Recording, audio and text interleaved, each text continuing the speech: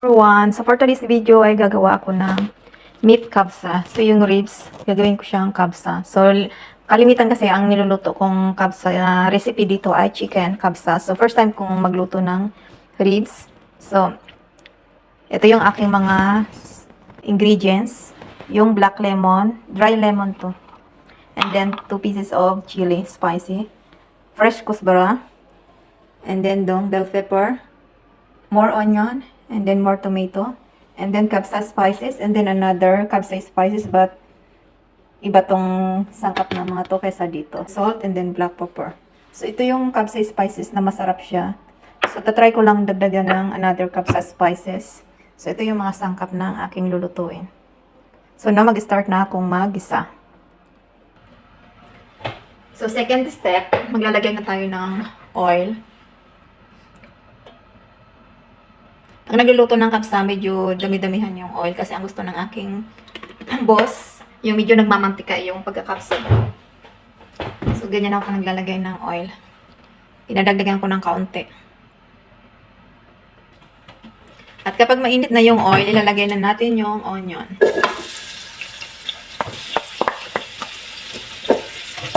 Tayo lang natin na mag-golden brown yung onion.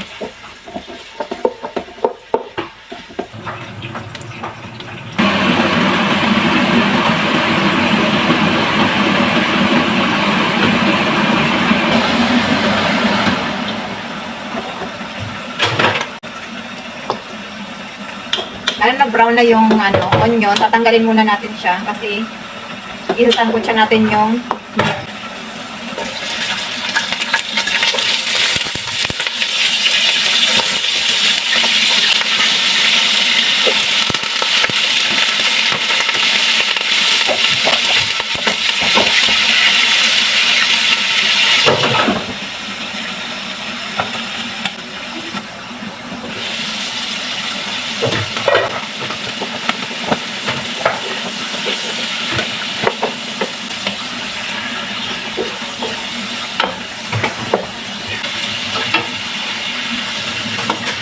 Kailangan dito, palalagasin muna natin yung tubig ng meat. At para siyang para mag-brown-brown muna siya bago natin ilagay yung ibang mga sangkap. Saka natin ilalagay ulit yung na-fry natin na onion. Kasi kung ilalagay natin siya agad-agad kasama yung onion, magtutubig pa yung meat natin eh. So, maapektuhan yung lasa niya. Kaya kailangan sasangkutsahin muna natin siya until mag-golden brown yung pinaka-ano niya, pinaka-meat. Hindi kasi ito katulad ng manok eh. Kapag manok, okay lang kahit i-direct mo na siya, agad-agad dun sa onion natin. Pero ito hindi. Kailangan muna ganituhin mo muna siya para mas masarap yung outcome niya after niyang maluto.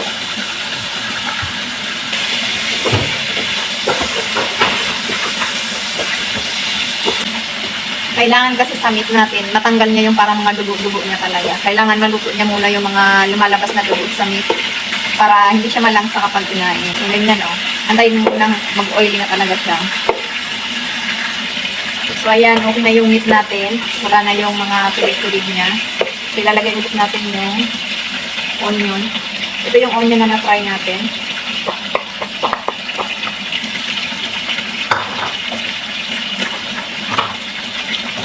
Ilagay na natin yung tomato.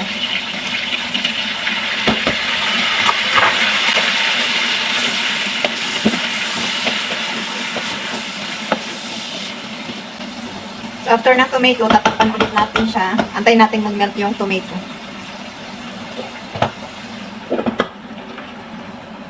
Now, i-check natin yung tomato.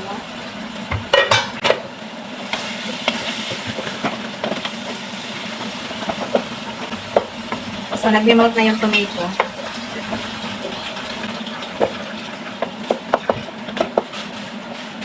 Ngayon, ilagay naman natin yung bell pepper.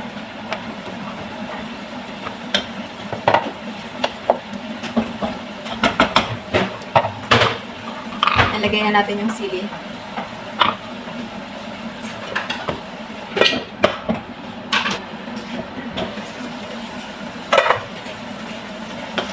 Ngayon, i-mix natin ulit. So, ayan, ang ganda na ng kulay niya. Nag-melt na yung tomato. So, ganyan yung kailangan magiging outcome niya after nating ma-fry yung meat. Ngayon, ilalagay na natin ngayon yung capsaicin spices. sa meat. So, ganyan natin lahat. Ilalagay natin din itong binili ni Madam sa supermarket. So, tingnan lang natin kung ano yung difference ng taste niya. And then, lagyan na rin tayo ng black pepper. And then, salt. And then, mix ulit natin.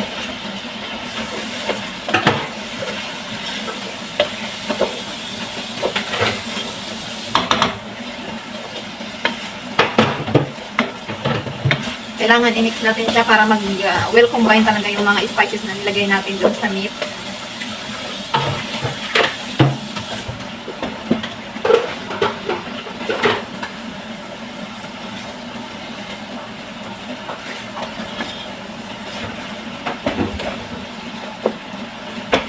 Ang bango niya na.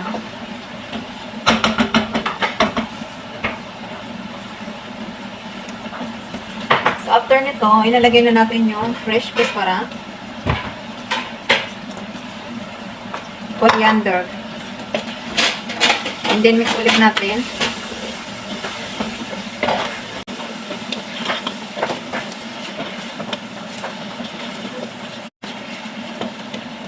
And then, naglagay na natin yung water.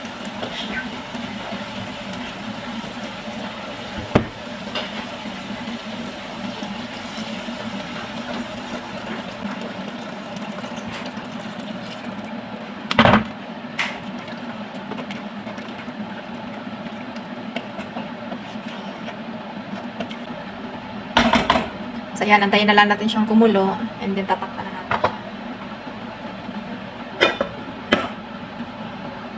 Lulutuin natin siya ng around 1.5 hour para yung meat niya talaga ay malambot na malambot siya. Now, after mag-boil, so ilalagay na natin yung black lemon. So, ito yun. Ilagyan ko muna siya ng whole. Ayan o, binutasan ko. Ayan. So, yan yung huling sangkap natin. So, antayin na lang natin siya hanggang sa maluto siya. At kapag luto na yung meat, pwede nang ilagay yung rice. So, ang ginamit kong rice dito ay 1.5 cup rice lang. Kasi tatlo lang silang kakain. So, ang outcome niya, naging ma-oily siya. So, kailangan kapag meat yung lulutuin mo, magliles ka talaga ng oil. So, dahil ako naman ay, ang gusto ng amo ko talagang lalaki ay medyo ma-oily yung luto sa kabsa. Kaya talaga medyo marami yung oil na nilalagay ko. Pero kung kayo yung magluluto at gusto ng medyo healthy, mag-less na lang kayo ng oil. Lalong-lalo na kapag meat yung lulutuin nyo. Kasi yung meat, nagbibigay pa siya ng oily eh. So, kung gusto nyo naman medyo dagdagan yung rice, para ma-less yung oil, pwede kayong magdagdagan ng rice. Sa akin kasi, 1.5 cup lang to. Kasi, tatlo lang naman kasi silang kakain. So, ayan, ready na. So, ready to serve na. Thank you for watching. Bye-bye!